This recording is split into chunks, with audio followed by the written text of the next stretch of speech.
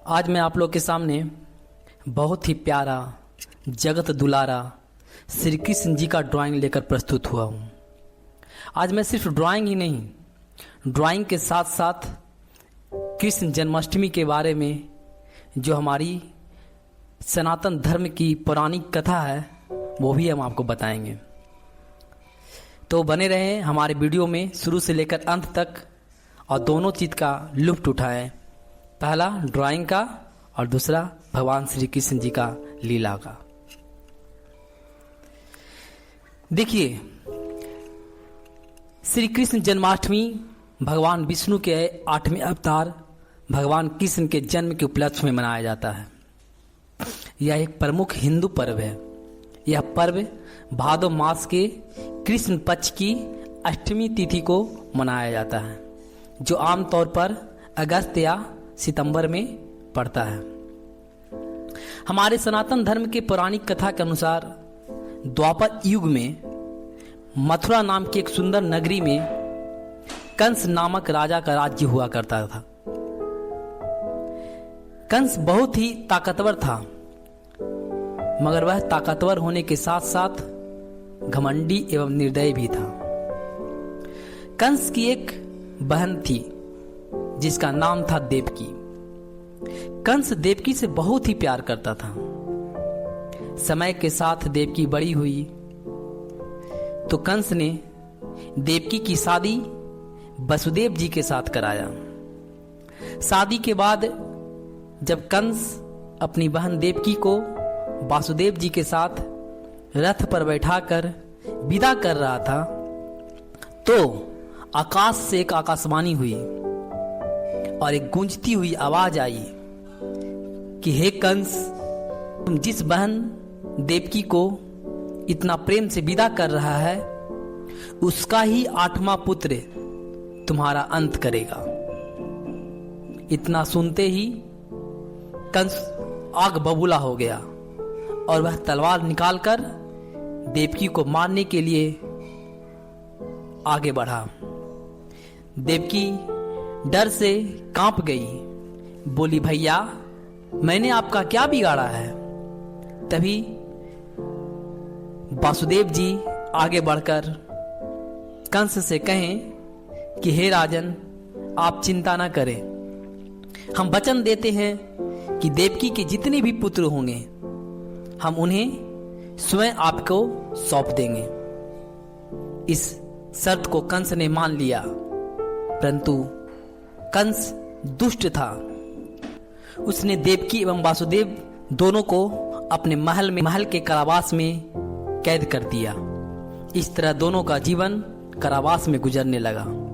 समय बीता और देवकी के पहले बच्चे का जन्म हुआ तो वासुदेव जी ने अपने वचन निभाते हुए उस पहले बच्चे कंस के हाथों में सौंप दिया। परंतु निर्दयी कंस ने उस बच्चे को तुरंत मार दिया। देवकी रोते हुए बोली, भैया वह तो आपका भांजा था ना। लेकिन कंस कहां सुनने वाला था। कंस तो एक ऐसा पत्थर दिल वाला था जो अपने अंत से बचने के लिए वह एक एक करके देवकी के 7 बच्चों को मार दिया। आखिरकार भादो मास की अष्टमी आई। रात का समय था, चारों ओर अंधेरा था, बादलों की गड़गड़ाहट हो रही थी, मूसलाधार बारिश हो रही थी। उसी समय देवकी के गर्भ से एक अद्भुत शिशु ने जन्म लिया, जिसके शरीर से एक अद्भुत आभा निकल रही थी, जिसे देखकर वासुदेव जी एवं देवकी अचंभित हो गई। तभी उस शिशु ने कहा कि हे मां, हे पिताश्री, मैं आपका वही 8वां पुत्र हूं जिसका वध करने के लिए कंस आतुर है। इसलिए आप मुझे तुरंत गुल में आपके मित्र नंद जी के घर पहुंचा दीजिए और वहां से माता यशोदा जी के गर्भ से जन्मी कन्या को यहां ले आइए। शिशु की यह बात सुनकर वासुदेव जी तो पहले सकपकाए कि इस बंद कारावास से इस बच्चे को बाहर कैसे ले जाएंगे, परंतु उन्होंने देखा कि कारावास का फाटक अपने आप खुलने लगा और पहरेदार लोग गहरी नींद में सो गए। इसके बाद वासुदेव जी ने उस बालक को टोकरी में लिटाकर उसे अपने सर पे रखकर गोकुल की ओर निकल पड़े। बाहर में वर्षा मूसलाधार हो रही थी और मथुरा तथा गोकुल के बीच में पड़ने वाली यमुना नदी को भी पार करना था। वासुदेव जी भगवान पर भरोसा करके वो आगे की ओर बढ़ रहे थे।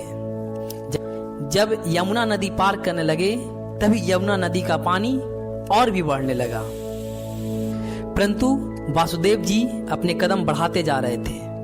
जैसे ही यमुना का पानी वासुदेव जी के गले तक पहुंचा तो उस दिव्य बालक श्री कृष्ण जी के पैर टोकरी से बाहर निकला हुआ था। उस पैर को यमुना नदी का पानी छूकर यमुना नदी का पानी शांत हो गया। साथ में शेषनाग ने अपने फन फैलाकर उस दिव्य बालक को वर्षा से बचाया। इस तरह वासुदेव जी सुरक्षित गोकुल पहुंचे। वहां अपने मित्र नंद जी के पत्नी यशोदा के गर्भ से एक कन्या का जन्म हुआ था। वासुदेव जी ने दिव्य बालक श्री कृष्ण जी को वहां रख दिया और कन्या को लेकर मथुरा लौट गए।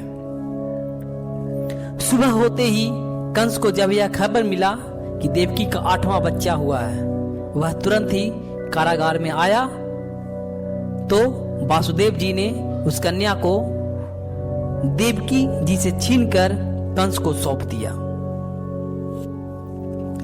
कंस जैसे ही उस कन्या को हाथ में लेकर पटकने की कोशिश किया, तभी कन्या उसके हाथ से छूटकर आकाश में चली गई और वह देवी की रूप धारण कर बोली, अरे मूर्ख कंस, तेरा वध करने वाला इस पृथ्वी पर जन्म ले चुका है और वह गोकुल में पल रहा है। यह सुनकर कंस गुस्से से तिलमिला उठा। इसके बाद कंस उस बालक को मारने के लिए उपाय सोचने लगा। गोकुल में नंद बाबा और यशोदा माँ के घर नन्हे कृष्ण बड़े प्यार से पलने बढ़ने लगे। उनके चेहरे पर अजीब मुस्कान थी जिसे देखकर गोकुलवासी मंत्र मुग्ध हो गए थे। इधर कंस ने उस श्री कृष्ण को मारने के लिए कई उपाय रचने लगा, परंतु सब विफल होता गया।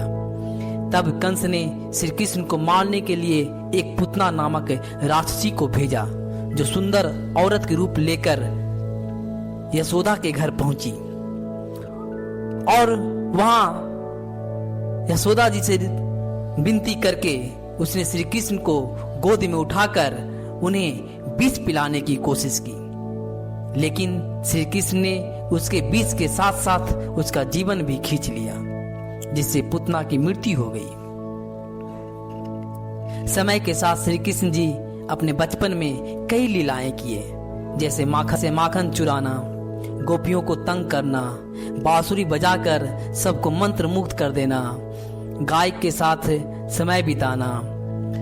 के साथ साथ उन्होंने यमुना नदी को जहर से मुक्त करने के लिए कालिया नाग से भयंकर युद्ध करके श्री कृष्ण ने कालिया नाग को हराया और उसके फन पर नृत्य किया। एक बार जब भगवान इंद्र क्रोधित होकर भारी वर्षा करने लगे थे, तो श्री कृष्ण ने अपनी छोटी उंगली पर गोवर्धन पर्वत उठाकर गोकुलवासियों की रक्षा किए थे। इस तरह काल अनुसार समय आने पर श्री कृष्ण तथा बलराम मथुरा गए और वहां मल्ल युद्ध में चाणूर और मुष्टिक जैसे पहलवानों को हराया। अंत में कंस का वध कर अपने माता देवकी तथा पिता श्री वासुदेव को कैद से मुक्त करा लिया। इस तरह श्री कृष्ण की कथा हमें यह सिखाती है कि बुराई चाहे कितनी भी ताकतवर हो, सत्य और धर्म की जीत निश्चित है। भगवान अपने भक्त जनों की रक्षा करने के लिए किसी न किसी रूप में अवश्य आते हैं। जिस तरह से श्री कृष्ण जी आए, इसी संदर्भ में हम सभी लोग हर साल भादों की अष्टमी को कृष्ण जन्माष्टमी मनाते हैं। इस दिन हम लोग श्री कृष्ण की पूजा अर्चना कर नन्हे कृष्ण को झूला झुलाते हैं और उनके चरणों में मंगल कामना करते हैं। तो प्रेम से बोलिए जय श्री कृष्ण, जय श्री राधे राधे। यदि मेरी वीडियो आपको अच्छा लगा हो तो प्लीज मेरे वीडियो को लाइक, शेयर और कमेंट करके मेरे चैनल को सब्सक्राइब कीजिए। धन्यवाद।